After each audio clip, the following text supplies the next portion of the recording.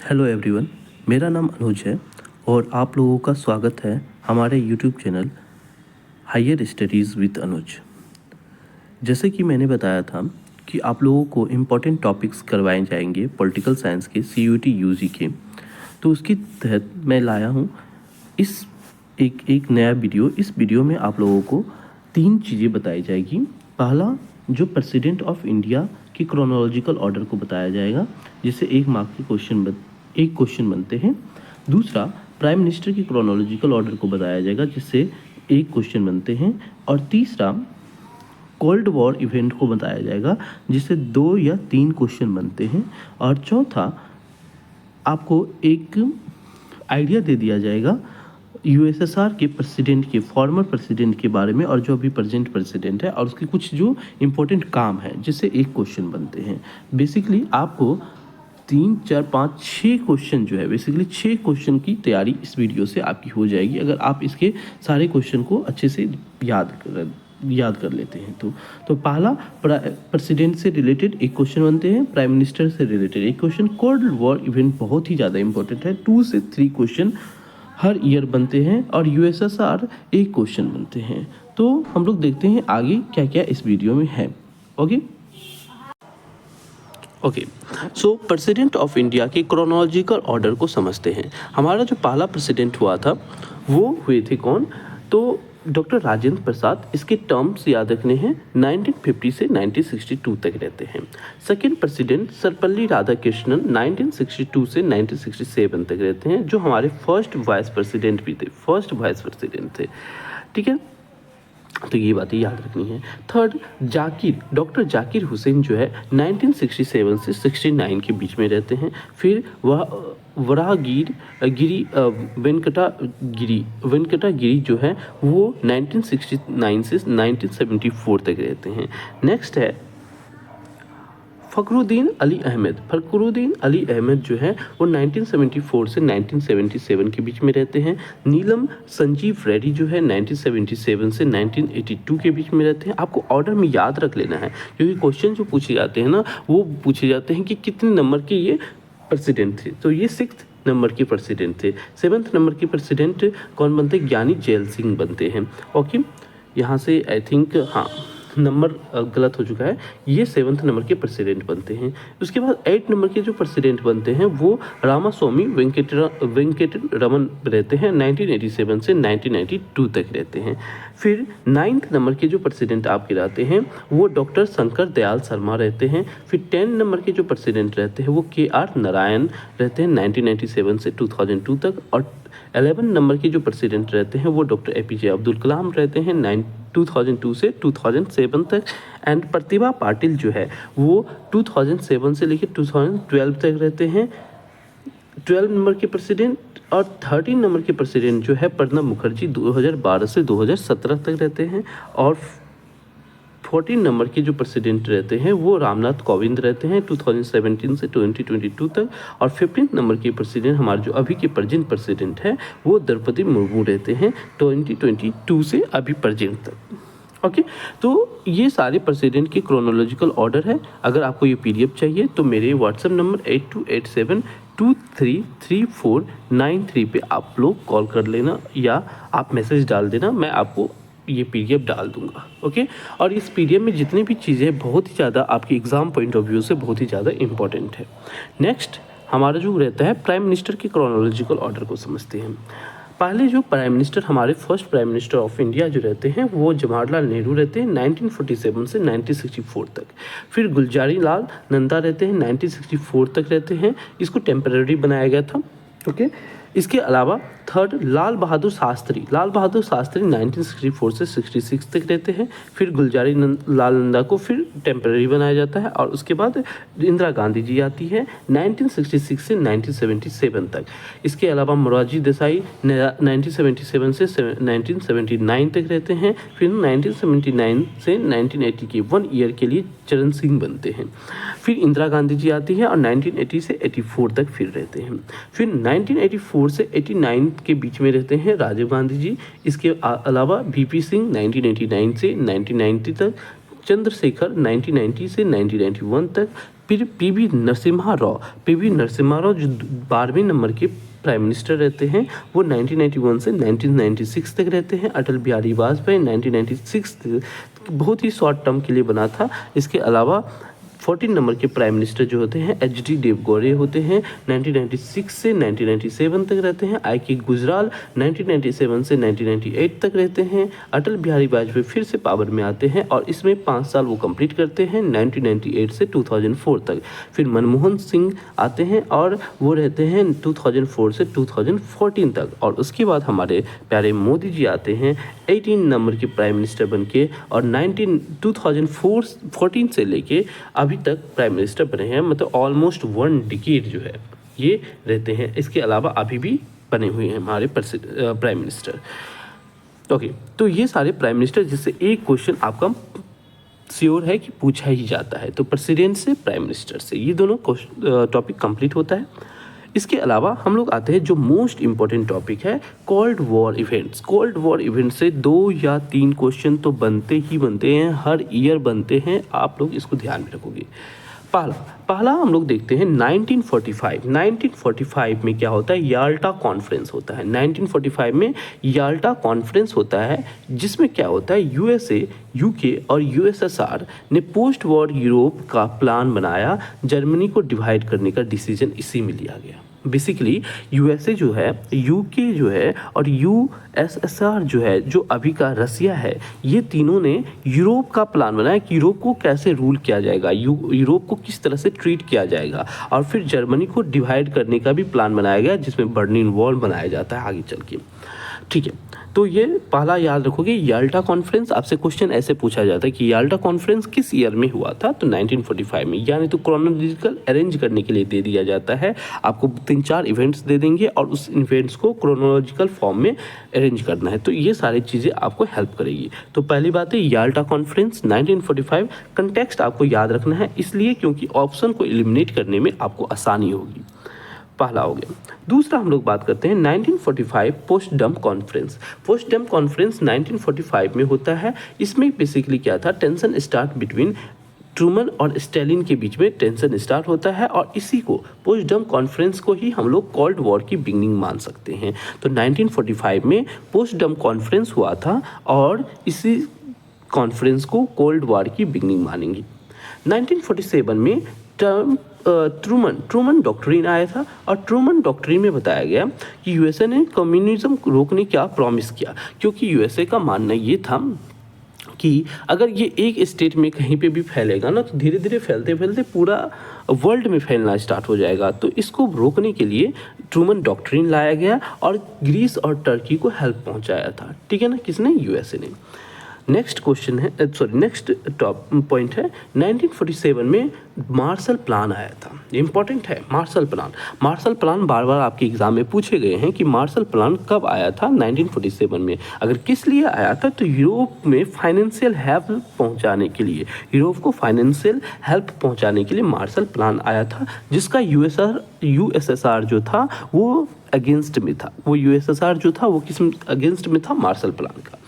1948-49 Berlin blockade के नाम से जाना जाता है। अब यहाँ पे क्या होता है, बर्लिन को बेसिकली जर्मनी की जो कैपिटल है उसको बर्लिन, उसका नाम क्या नाम है, बर्लिन। तो बर्लिन को जो है ना 2 पार्ट में डिवाइड कर दिया गया है। इधर अगर आप देखते हो वेस्ट बर्लिन को वेस्ट साइड को डिवाइड कर दिया, जिसको यूएसए, यूके, फ्रांस इस सब के हवाले हो गए, बेसिकली यूएसए के हवाले हो गए।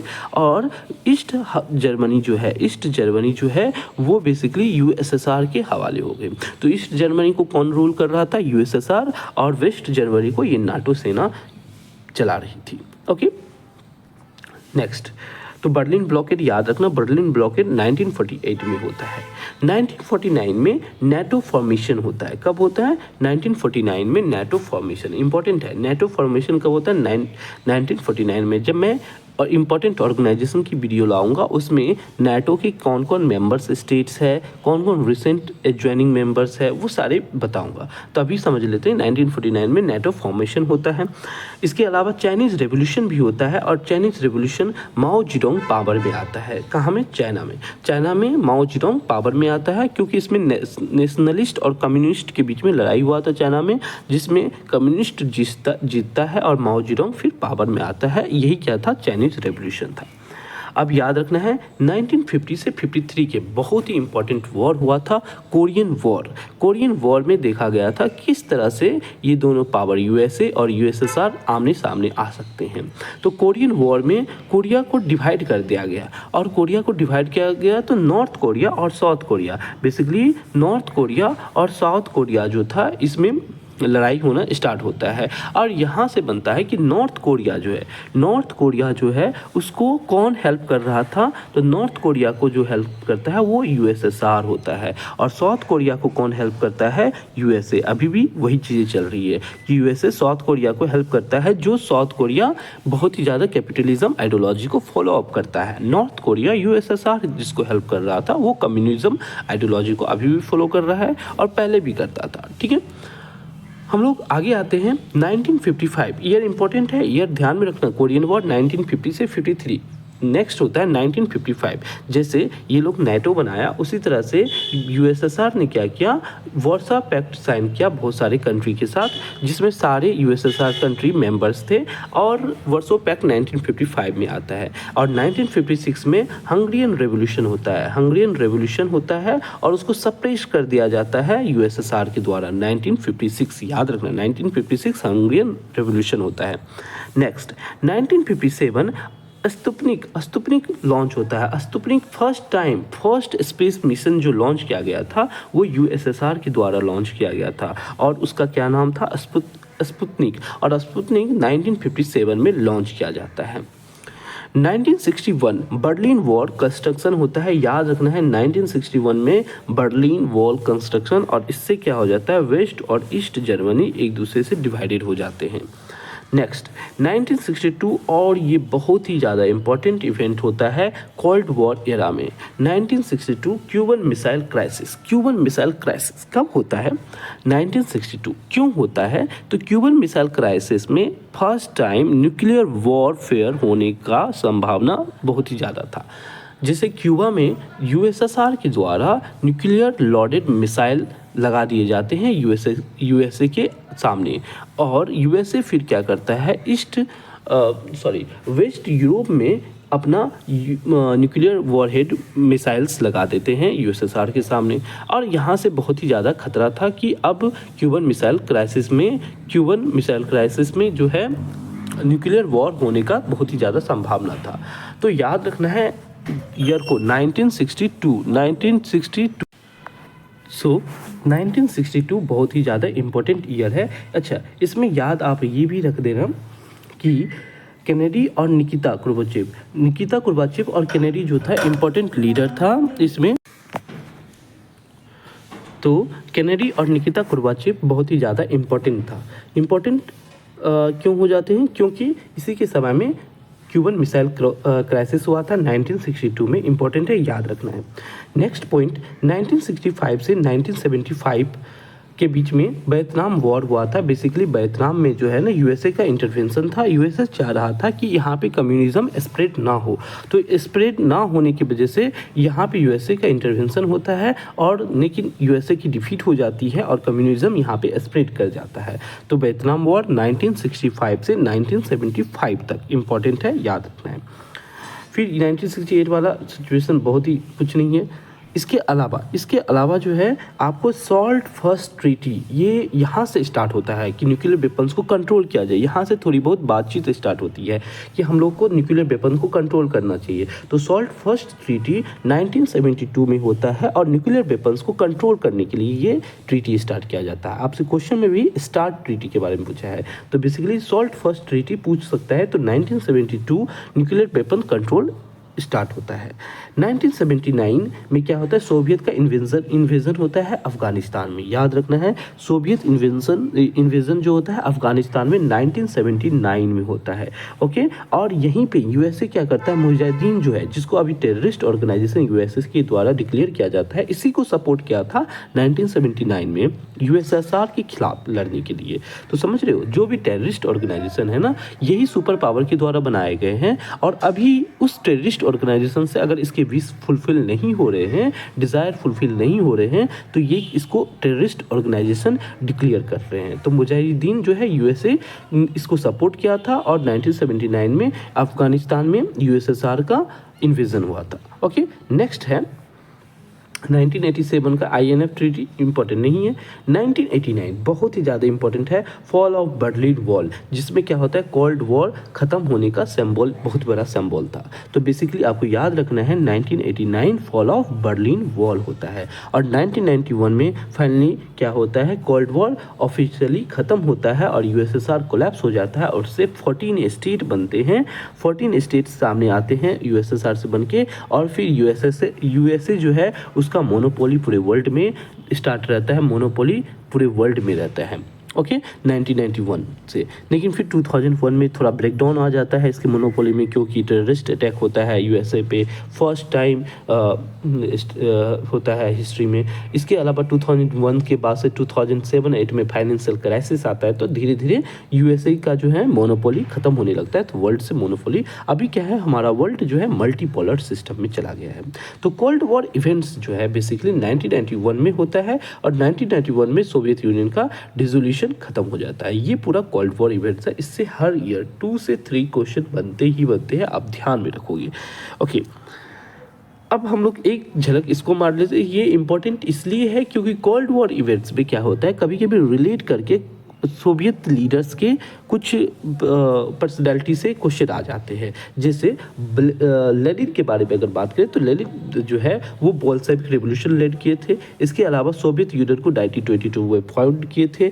यही दोनों इंपॉर्टेंट है, बोल्शेविक रेवोल्यूशन स्टार्ट किए थे, और सोवियत यूनियन को 1922 में फॉर्म किए थे। इसके अलावा सेकेंड स्टालिन के बारे में आपको याद रखना है कि ये 5 ईयर प्लान को लेके आए थे, और इसके अलावा यूएसएसआर को सेकेंड वर्ल्ड वॉर में लीड किए थे। याद रखना है, सेकेंड वर्ल्ड वॉर में कौन था प्रेसिडेंट वहाँ का, तो स्टालिन था। ओके, निकिता कोर्बाचेव के समय में क्यूबन मिसाइल क्राइसिस हुआ था। केनेडी और कुर्बाचेव थे, तो केनेडी थे यूएसए के, और कुर्बाचेव जो है यूएसएसआर के प्रेसिडेंट हुआ करते थे। तो याद रखना है, सबसे इंपॉर्टेंट है, कुर्बाचेव क्यूबन मिसाइल क्राइसिस हुआ था इसी के समय में, और स्पुतनिक इरा स्टार्ट हुआ था। बेसिकली स्पुतनिक जो है फर्स्ट स्पेस मिशन था यूएसएसआर का पूरे वर्ल्ड में, और ये पूरे वर्ल्ड में पहला स्पेस मिशन था। इससे पहले कोई भी स्पेस मिशन इस तौर पे नहीं गया था। ओके, तो कुर्बाचेव को आपको याद रखना है। इसके अलावा जो है लेनॉयड ब्रेजनेव का याद रखना है, जो अफगानिस्तान इन्वेजन हुआ था ना, इसी के समय में हुआ था। इंपॉर्टेंट है सिर्फ इसका एक पॉइंट।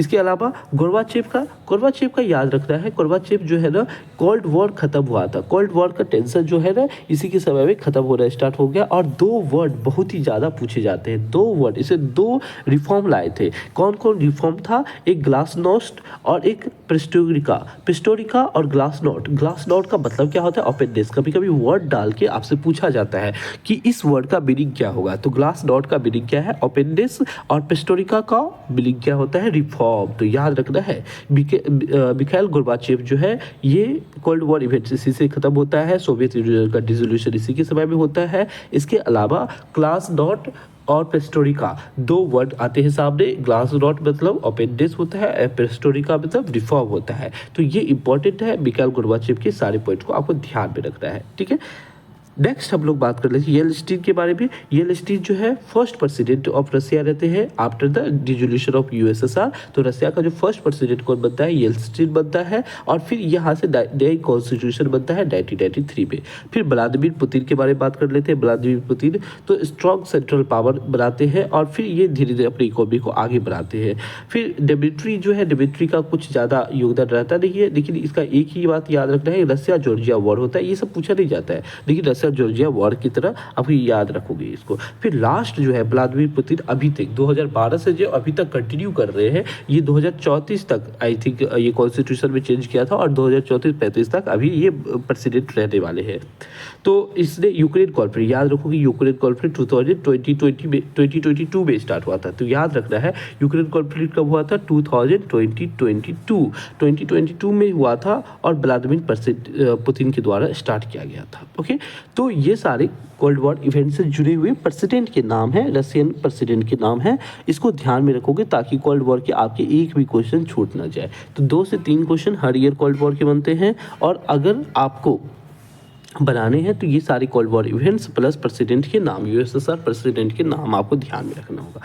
तो हमारे इस वीडियो में पहला प्राइम मिनिस्टर इस वीडियो में हम लोग क्या क्या देख चुके हैं, प्राइम मिनिस्टर के बारे में देख चुके हैं, प्रेसिडेंट के बारे में देख लिए, कोल्ड वॉर इवेंट्स के बारे में देख लिए और उससे यूएसएसआर के प्रेसिडेंट के बारे में देख लिए। इससे आपके 4 से 5 क्वेश्चन जो है ना हर ईयर पूछे जाते हैं इन सारे टॉपिक से। आप इन सारे टॉपिक को ध्यान से पढ़ना है। Okay, thank you for watching. जय हिंद।